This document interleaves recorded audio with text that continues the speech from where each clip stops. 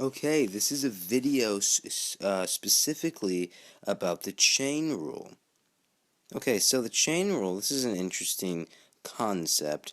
Another one of the derivative shortcuts. It'd be very useful when finding the derivative function. So, you might have seen something like this before, and like 7x plus 2, quantity cubed. And maybe you're like, oh, I know what the derivative of that is.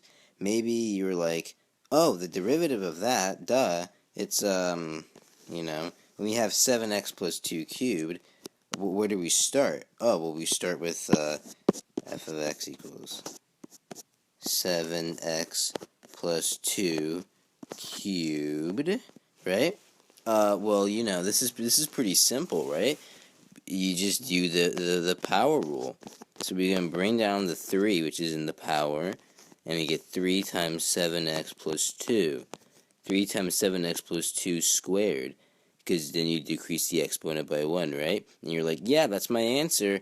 Boom, this is the answer, because I used the power rule, and this is what I got. And if you said this is the answer, then you would be wrong. You'd be wrong. This is not the answer. The answer to this, the derivative function is not what's boxed. And you're like, what did I do wrong? This is what you did wrong. You didn't take into account how you need to use a chain rule, which is why I'm making this video, so you understand when the chain rule is needed, why, and how to do it.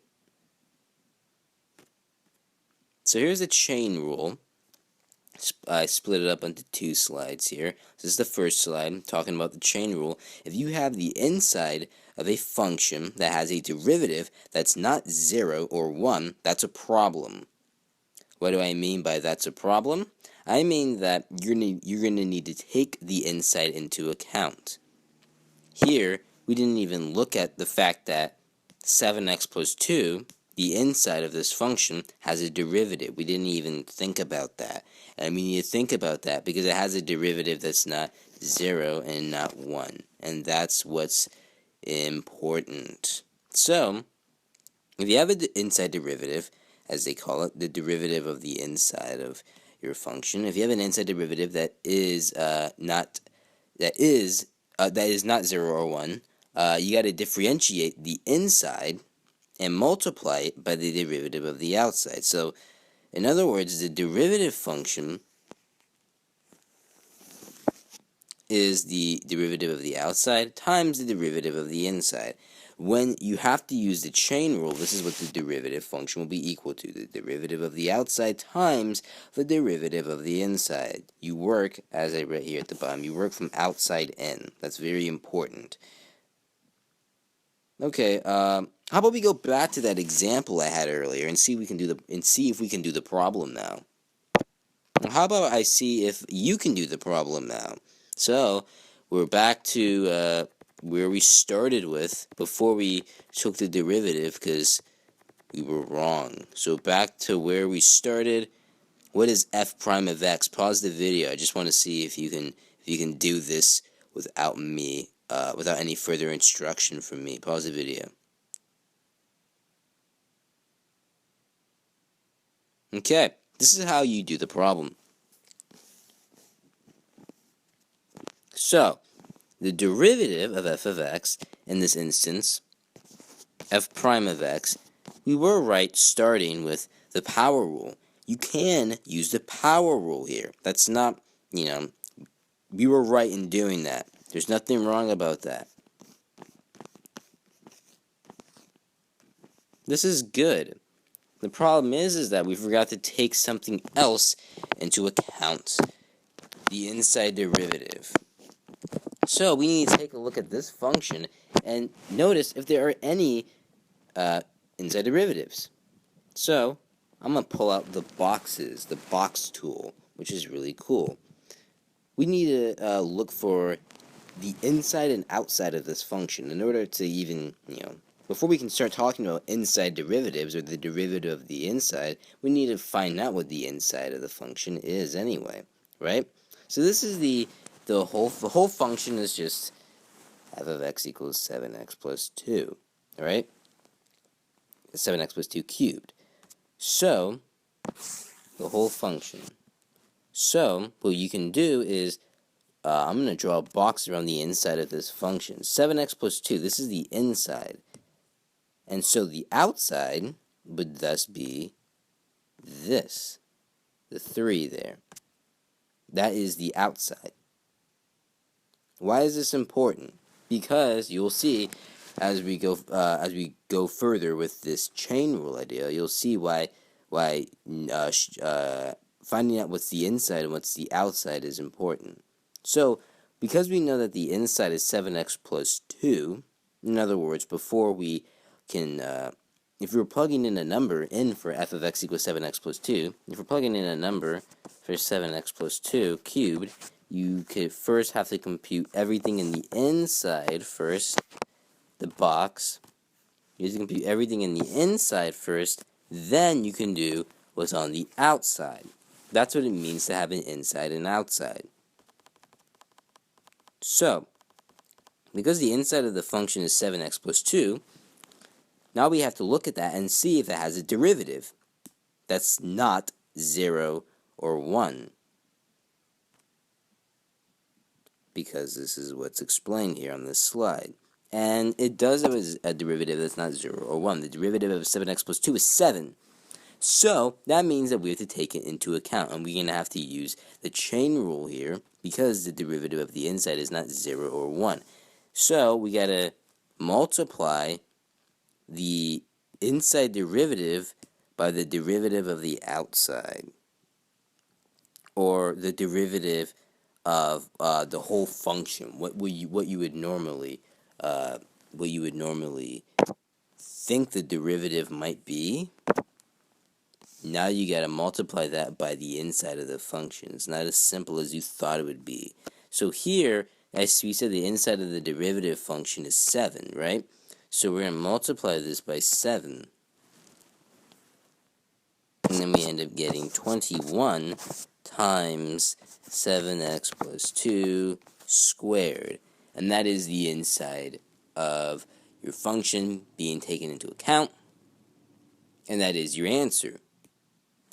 So this is the real answer. Now you have solved this problem correctly, because we realized that there was an inside derivative that was not 0 or 1, and we went with that mentality and applied the chain rule. Okay, so remember, the chain rule only applies when the inside derivative is not 0 or 1. Let's take a look at another example. This is f of x equals 2x squared plus 3.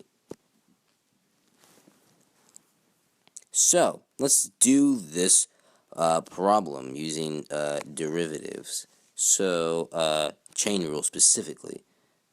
So, f prime of x, f prime of x will be, well, where do we start off with? First, let's see if we can find a inside derivative. So the inside derivative, before we can get to the inside derivative part, we have to look for an inside period inside of the function. And so is there an inside here? Is there an inside of this function? The inside of this function is 2x squared plus 3, right? Because if you're plugging in a number for inside f of x, if you have, for example, let's say you have, I don't know, f of 5. If you're plugging in f of 5, what are you going to do? You're going to put 2 times 5 squared. Blah, blah, blah, blah, blah, right? This is what you would do first. And you will plug in the 5, and in reality, there's 2 insides of this function. But, the inside before you get to the outside, so to speak, is the whole 2x squared plus 3. You get to the x squared thing is also like an inside. But, the biggest inside would be 2x squared plus 3. And you have to do this part first before you can actually then raise it to the fourth power if you're plugging in a number for x. So 2x squared plus 3 is the inside of this function. And I'll box that again, so you are aware of that.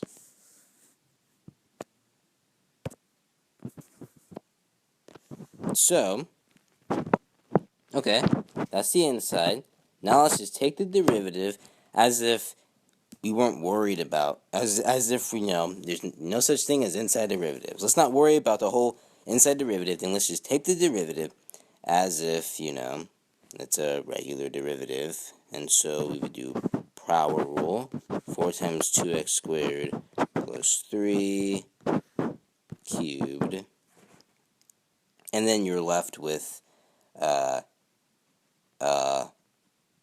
inside derivative, remember, that you have to take because now let's if we do the inside derivative of 2x squared plus 3, is it not 0 or not 1?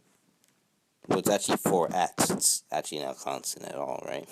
So that's fine though. That's fine. So that means we have to do the chain rule, and we have to apply the inside derivative at the end, and you get 4x there, right? So when you multiply this through, you end up getting 16x times 2x squared plus 3 cubed. And that's your answer for this question. Pretty awesome, right? You box that, and we're good. Derivative of outside times derivative of inside. Okay, there you go.